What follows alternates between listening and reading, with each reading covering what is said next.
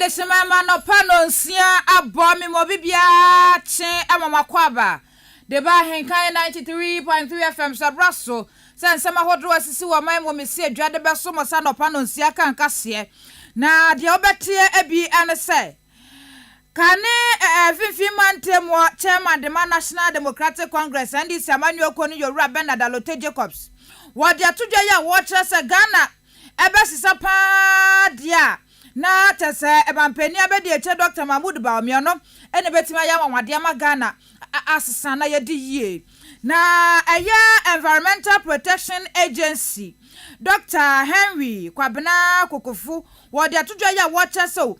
watermelon ye akuafo bi no de DDT ehye no yade ha adwen pa mwa ema nipa apomudin enkwanka ebetemu nkiremo pa ensem wani afoforo bi na do pe ya kekese ani aboaboa no de afri kwadwa pe o newsroom ababatena ma me akua afra koma studios obatampa bebedwedwam de amasa no pa no nsi Akan Kaseibo de machi abefo ntinta no so YouTube Ahenkan 93.3 FM subscribe click adoma no so adoma ne beba wonka ye Facebook udru ho Ahenkan 93.3 FM comment ni go share na unuanya bitwe na wa like page ni kama ede amaya no pa aboafo kia sanso limited otonton kunwa papa pa de edisiesie demo ne office ne mpanyina da afi ODI Electronics TV home appliances de na kache na wasa wokwaji bie midin ede akosua adepa dumas afi information center saje penie to Kaseibo no apete live ene didi suyi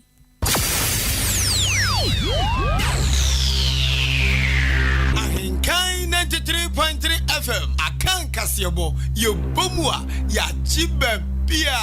anuti Kaseibo mubati anka ewo End Time Information Center achim Asanteman Kwasiapia online radio ewo Asanteman temu Kumase Aluma Suta Information Center ewo Jiwani Kwanta God's First Information Center achim Betnase Alternative Information Center Yawsewro Kanyame Information Center ewo achim Achikrum Cooperative Information Center ewo Achekrum de yesutumi ye Information Center ewo achim dwaha Awurade na ye Information Center achim Apreku Gode Waye Boafu Kojo Kumi eye David Ba Information Center Dimpa Information Center achim Asane Kosiewa ewa Kosiewa Krom Osono Information Center ewo achim Esam Abnasemai Information Center wachim Abnase Nyame ne hene Information Center wachim Ofosukrom Ena Nyame Asam Information Center wo achim Krobase eye nida so ne Awurade Prince of Peace ewa Strase Somwa Heba Information Center so som se twetwe ewo achim dan Intiamwa Junction Peace Information Center Wakokobe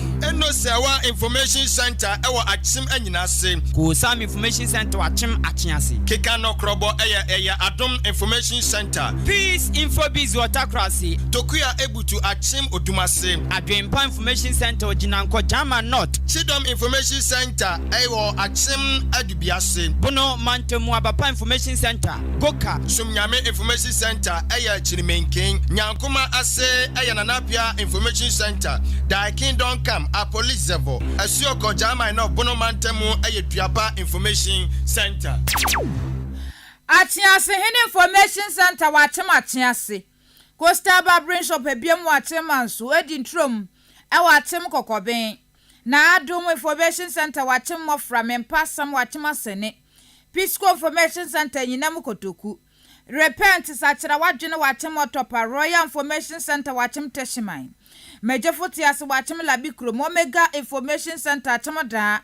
SDA Japaya Junction Mighty Information Center wachim Besiase or Big Information Center wakwabodi number 2 Kataba Information Center wachiase Junction afen adwin ni ba akufu otrimo Information Center so ewa Sane Bangalo afen adeshima Kaseibo no chiremu eni Former National Democratic Congress Central Regional Chairman Yorua Bernard Alote Jacobs wodi atudwa yi a woka kire Ghana fo nyina se mampeni abedi eche Dr. Mahmoud Bawumia woye odipa bi a obetimi aboa papa asesa Ghana edru empempensuo bi a Ghana fo hwehwe sanse wotra se digitalization ya mampeni abedi eche Dr. Mahmoud Bawumia wodi montinteman pa wo hwe se edema betimi akwankan no betimi aboa papa na Owura Jacob alote edo so watch so wo hwe digitalization ne kura mpo aboa esan se digitalization ba ye no as a corruption ne niam ahodo anka bi ne mo ye wosuma se no yi sankofo ni nada edie enu nti ode atoso watch se hwe anano da kura mampeni abeje to Dr. Mahmoud Bawumia kodina sempie na paso kanzembi na ensema wo kan ye no ayade anka wo hwe ne mu se National Democratic Congress NDC foi ka womba betimi abeyi ano nanso wo motena se ye din tie nsema mampeni abeje to Dr. Mahmoud Bawumia kaka ye wo mu se eya sempapa beboa garden ti wo mu ni ano yiye bi wo betimi ayi ede abeyi di afa ho na wode tusu biom a wo che se ensema hodo ne niam ahodo a mampeni abeje to Dr. Mahmoud Bawumia eye di aboa Ghana mampeni na nado dan kwakufu ado ne dedi pefe se Ghana mampeni na nado dan kwakufu ado ATC eso na wo firi so na MPP for to aba eyi eye mampeni abeje to Dr. Mahmoud Bawumia se won bedi party n'anim ho na won to fra kan fa ma wa fimpini na aduodo nan ya ebeboa papa enu nti odi atoso watch se eye ade afimpini na aduodo nan no NDC amanyo ko na ye National Democratic Congress wo mu ntimi challenge mampeni abeje to Dr. Mahmoud Bawumia esa se wo no ene betima ya wanwade bebre na ade aboa na Ghana akonkan.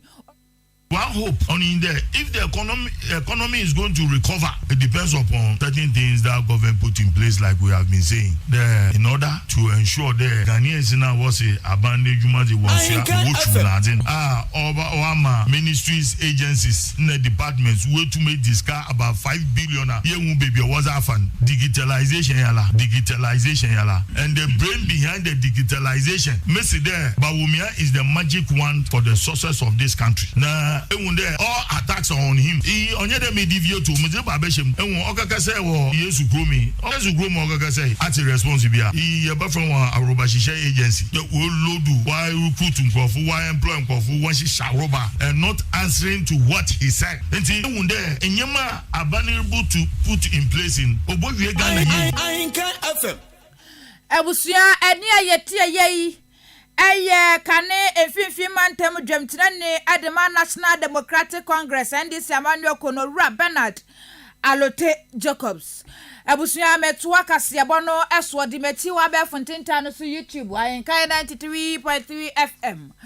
Subscribe click adoma no so adoma ne beba won ka ye Facebook duru Ahenkan 93.3 FM fa comment no go share na wunwa nya bihwe na wa like page ne kama ede amayen. Na scientists wo Kwame Nkrumah University of Science and Technology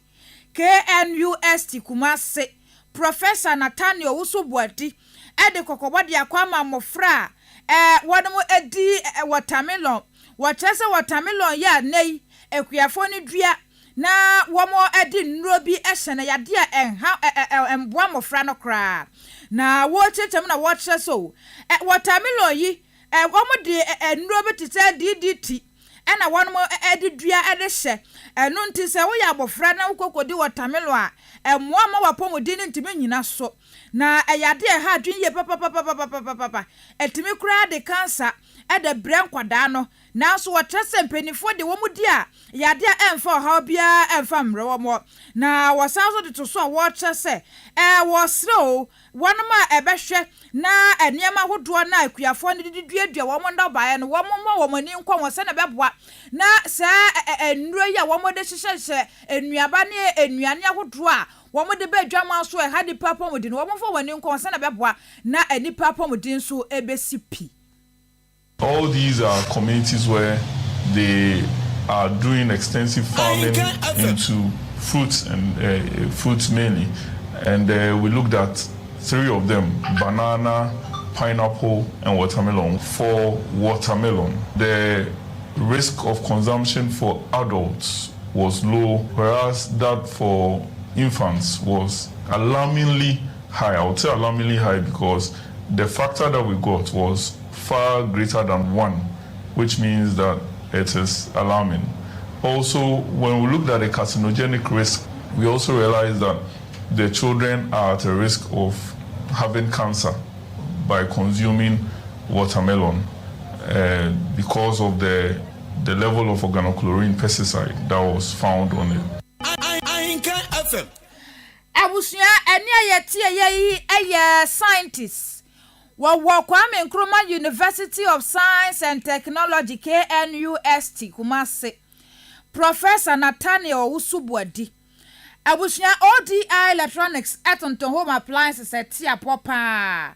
Na ni home appliances no. Our TV, our fridge, our deep freezers, gas cookers, blenders, kettle, washing machine, mobile phones, ni wakade nyina ODI Electronics etonton ne papa mu papa. Na ne niam na ne boafo wasanso adwamanfo hu se ne sika hoden. Enti no betimi atua ne kakra kopem se ubetua ebehwie na ubehu ne kira kwan e wachema aboabo wode Ahenkan FM nyinada e na wada nkrom ji ahomai na ene ODI Electronics antwetwe nkomo 0550900600 0550900600 anasa 0546557175 0546557175 ke asanso limited kunwa papa de na soye na wosa okwagibie de edisi dem de edisi office bebia ke asanso limited etonton papa mu papa our swinging wheel offices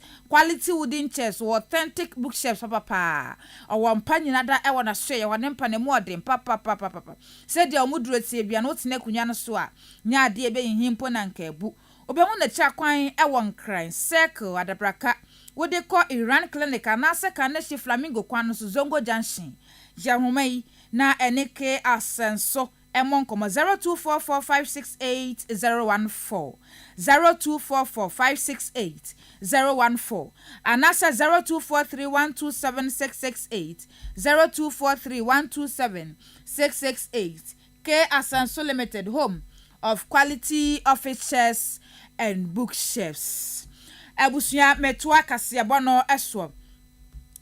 Watermelon semi ya scientist awo Kwame Nkrumah University of Science and Technology KNUST Kumasi Professor Nathaniel Usubuadi edibetu dwa ya wacha say ade a nkwadade e ha wo mo no enam so Environmental Protection Agency EPA Dr. Henry Kwabena Kokofo edi atudwa so akere na adwen papa de afa ho a wacha say watermelon yititiru enuane ahodo a womo ede enuro ehye no ha adwen yie pa enu ntino wo kire se ya akuafo ya womo ede DDT ede hye nuane titiru ene watermelon so ya de a eno no enye den enti wo de duro hye a yade ekomu yie papa ya emmoa manipa apomudin ensipi ensita enu ntino wode atoso ya wode adesrede tutu na kwa ma ayakuafo ene aposifo tese wonmo eka bia yeye se womuntu womo na fensi sade wesuo na akuafo womo ni ayusu DDT ede hye watermelon ni nuaba hodo a wobode ba monten so a ede ya wa bebre na de bre nipa no womuntu womo na sisu no womo yehwehwemu panfanfan sana beboa na edipa apomudin so besipi esita ewo abrabomo owura aye Henry Kwabena Kokofu edibi kan ho ekire mu kire nsentrofo. 2 months ago, EPA was on the ground. The income of these products in Tessimon. Currently, as the Ashanti region, the EPA is undertaking market survey of some of these. There are others that are even not bad, but they are not licensed and their figures are suspect. So, yes, I agree with you that we should hit the ground running. We are already on the ground, but it's going to intensify and then work collaboratively with the police, with the other agents that I've mentioned. Ahenkan FM. Abusuya eni ayetie yei aye Environmental Protection Agency peniwa kwa wo Dr. Henry Kwabena Kokofu na Metua Kaseibo no so akọ amanone ensemwo yabekọ Zambia mine mu na ehọ ena wade atodwa ya Zambian Foreign Ministry no ade atodwa ya wo mo tra se Arabia wanya finhia na aduonu baako 21 years ya womache no anano da ewo Russia se wo tweke ene ne toyi na tweke wa bra Russia entokwasi won me no eye World War 2 ya esi won mo ho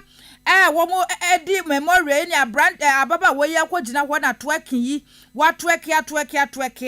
na wode atoso a wo trasa ababa wa no wokosuku ewo eye tonyi Zimba was your first year student ɛwɔ university wonoma wono no first year student no wanwen se wokwakosua de na emom no de eba ne se wokogina amanfo animo akotreke enu nti no ya penifo asaka video yi na wo mo kyese sa abre de sentokwa si ewo Russia enu Ukraine manimu na wo mo toto niema na niema timi akonkan na wo de wo ba besua de wo hwem mesua de na wo betrek de aba ne kyese won sa so ababa wonu mu a wo ne no eba bedi ne nti we ene ensama hodo a efri Russia manimu a Zimbabwe de hye baako wakwa trek ya aban esa so ne ma ha ene breba makwan na mede anopa no nsia kan kasebo no esie na mamen call Facebook na abanfo adwenkyere a womode ebaye ayo eti anopa mabuafo ayakwabena akimesubu ade hye wono ena boaboa ne nyina da ede ma me productions ahodo na boaye kwame asante atopa hen nya fedi agora kokwaso de hye benkum ne fa atopa hen se cha sedwo efi ntrimo wona boade me kwa ba fontenta no so YouTube ene Facebook nyakopon hyira ma no pay midin ede akosua adepa dumas Kaseibo nasi mesia echia mo pi aba mo ene tie amafo mi chiechia na mi busa se